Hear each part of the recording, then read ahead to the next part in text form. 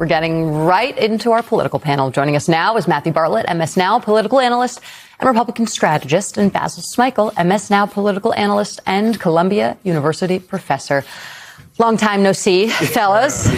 Thanks for coming back. I want to play this new interview clip from Todd Blanche that Eugene had referenced a few minutes ago during an interview on Meet the Press just moments ago this morning. And for anyone who was wondering whether or not Todd Blanche may or may not decide to circumvent the now defunct weaponization fund. Let's listen to him.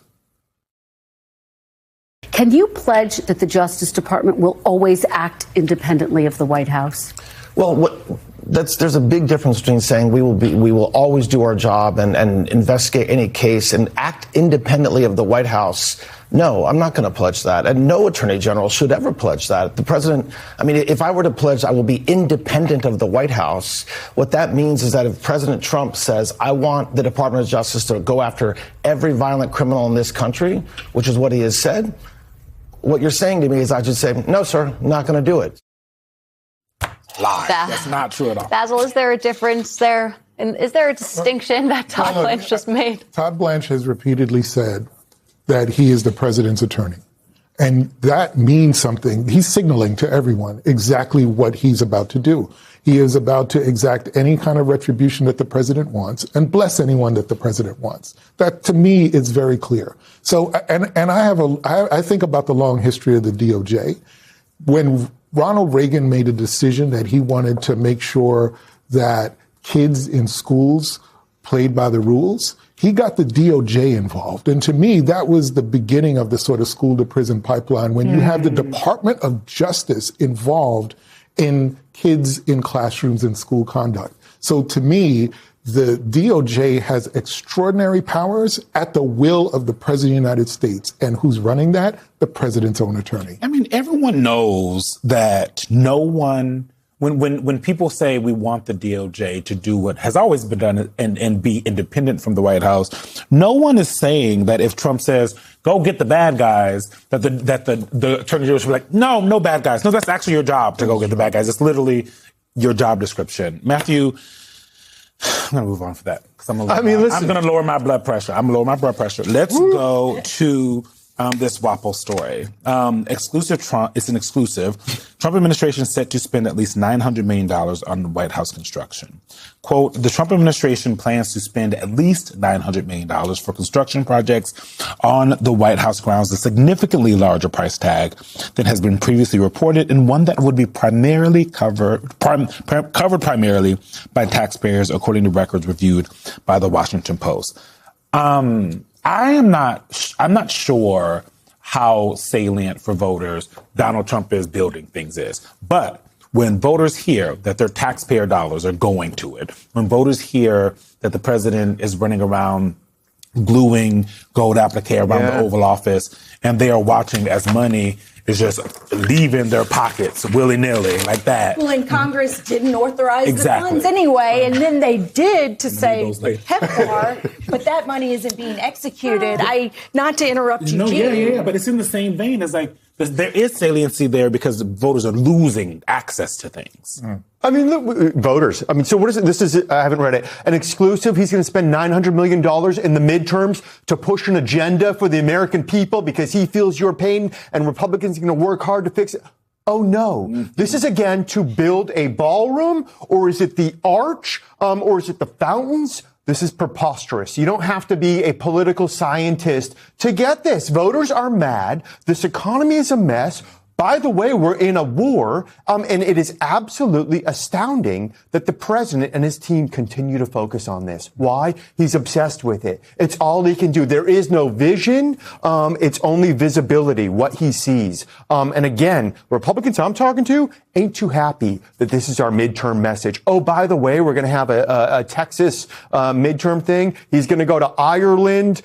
He's going to host Xi at the White House. No, this is not the right message. But why are these Republicans that ain't too happy, as you put it, ain't too happy behind closed doors? Because this is a thing that I have always found confusing during the Trump era, is all the talk behind closed doors. Democrats, when Biden was in office, Democrats were very publicly angry with him. Right.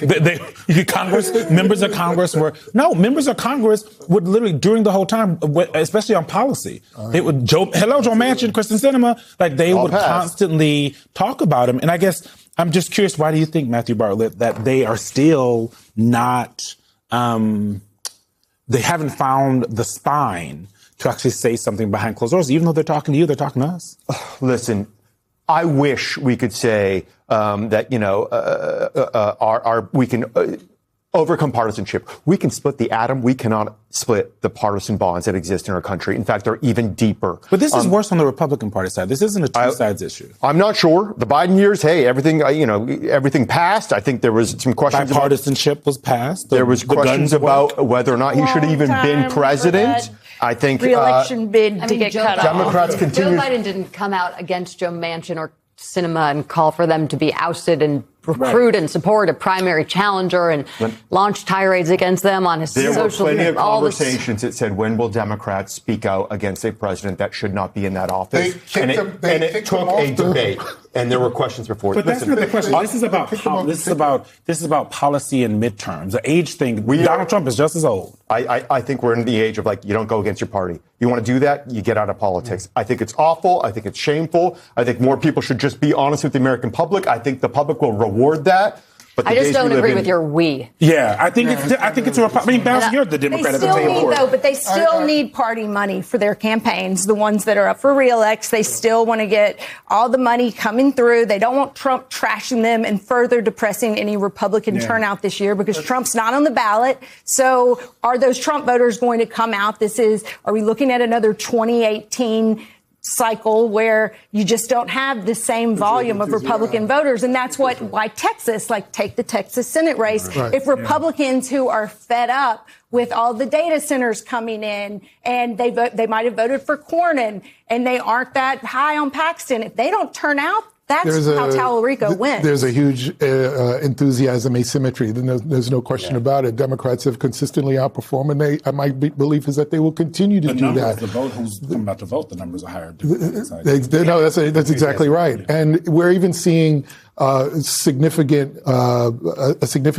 difference in the districts that have been changed by Republicans to include more rural voters, where you see a lot of African American members in jeopardy. So you're seeing overperformance there. The reality is that when Donald Trump keeps talking about voter suppression, voters are like, oh, yeah?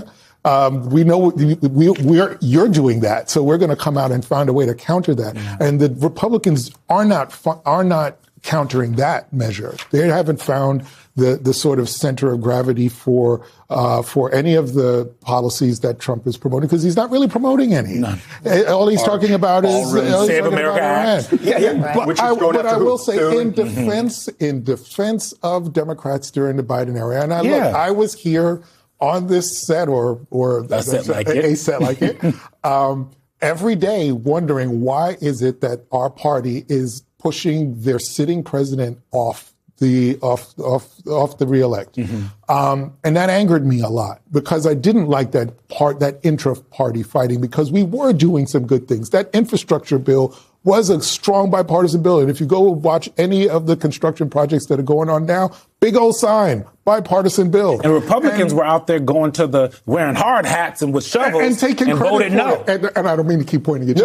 He's a Republican, so he has to take credit. And taking credit for it. Strategy, so that was happening. What angered me is that Democrats were buying into Republican talking points about Joe Biden. And I think that the American public could see what they saw. But the problem is, there was a really bad and fundamental error to tell people that they did not see with their eyes what they saw in that debate. But my issue. Do you think Joe Biden should have been president right now? I didn't want him to run in the first place.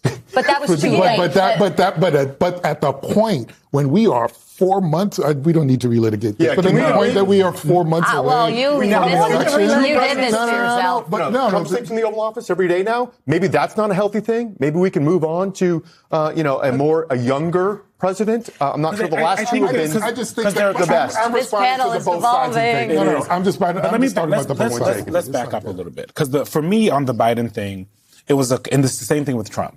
with presidents, there's two questions. Right. It is, can they run a campaign, right? And more importantly, can they govern and how do they do it? Yeah. Donald Trump does not pass bills. It doesn't really matter how well he campaigns. Joe Biden passed a lot of bills. There were trillions of dollars. We wrote it when I was at Playbook. When we started looking at how much money was being spent and thrown out, trillions of dollars in different types of investment, including lots of bipartisan bills. So that's the Biden and Trump of it all. But at the end of the day, Matthew, when voters are looking at the president to do things in their lives, Joe Biden did things in their lives. Maybe they didn't like his age. Too bad. He was old. They elected him. Donald Trump is not doing anything, it seems, to make their lives better. Anything that experts would say would make their lives better. Yeah. Listen, affordability is the biggest issue. Oh, what was the issue that brought us back to power in 2024? Affordability. Right. Everything has changed in the world. It is now 2026, except for the economy. And that's why voters continue to be so upset to live, breathe, eat, work, gas, groceries, housing, healthcare. And what is my party's answer? Nothing. Well, expect to be punished at the ballot box. Yeah. If that's a top priority and you have no agenda on it, listen, I'm not sure Democrats have the answers, but they ain't in power right now. So when one party controls town, expect the voters to speak out. I will say Democrats do have answers. That's why you're seeing people come out and vote. And we're talking about affordability. Affordability is the thing that is cutting across race and ethnicity and even geography. Yeah. The whole issue of data centers is on the point of affordability, utility costs, water, electricity. There's a lot of different things. Matthew Bartlett battles Michael. We're going to continue this tussle in the break.